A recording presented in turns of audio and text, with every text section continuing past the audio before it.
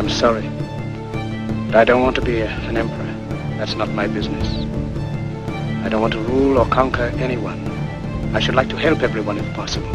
Jew, Gentile, black man, white. We all want to help one another. Human beings are like that. We want to live by each other's happiness, not by each other's misery. We don't want to hate and despise one another. In this world there's room for everyone, and the good earth is rich and can provide for everyone. The way of life can be free and beautiful, but we have lost the way. Greed has poisoned men's souls, has barricaded the world with hate, has goose-stepped us into misery and bloodshed.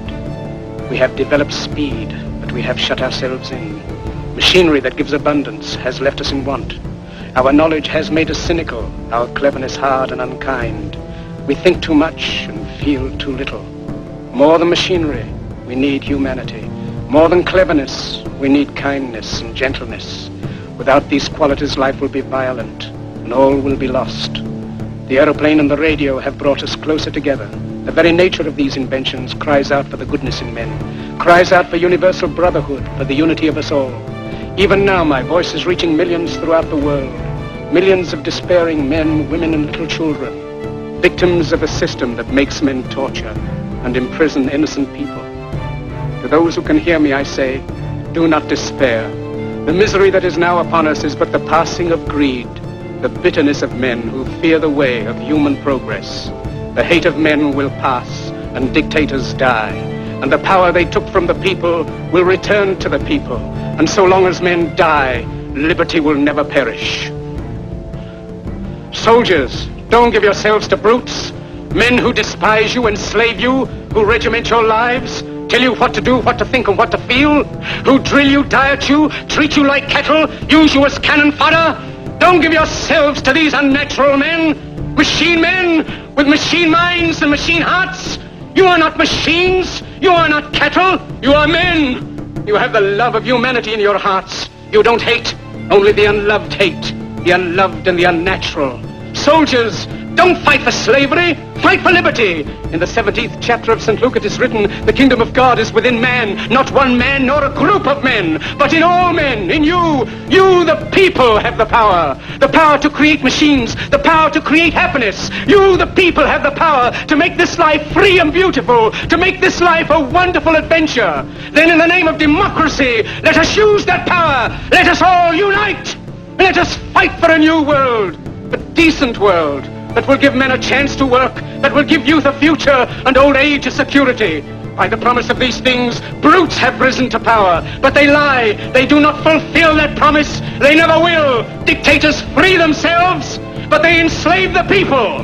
Now let us fight to fulfill that promise. Let us fight to free the world, to do away with national barriers, to do away with greed, with hate and intolerance. Let us fight for a world of reason, a world where science and progress will lead to all men's happiness.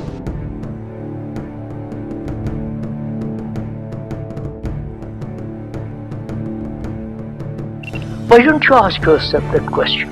Why am I, a human being who have been through all this, why haven't I changed? What would be your answer? Either you are not serious, you want to live a very, very superficial life, and that superficiality temporarily satisfies you, or you really don't care.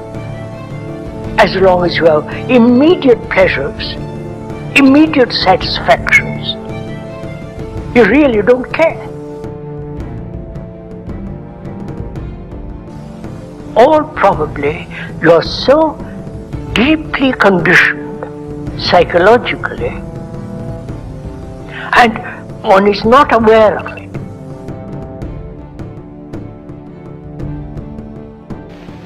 The crisis is a crisis in consciousness, a crisis that cannot anymore accept the old norms, the old patterns.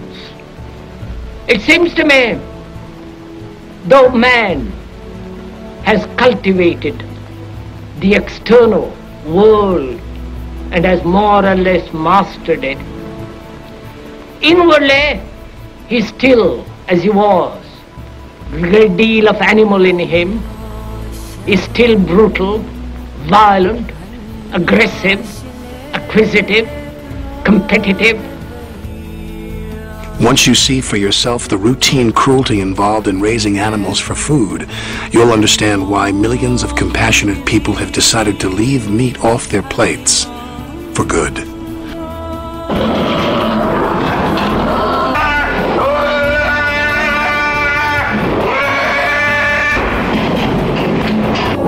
What is happening and where are they going? You understand? I think an increasing number of them are beginning to ask themselves the question to whether or not there may be alternative forms of human behavior.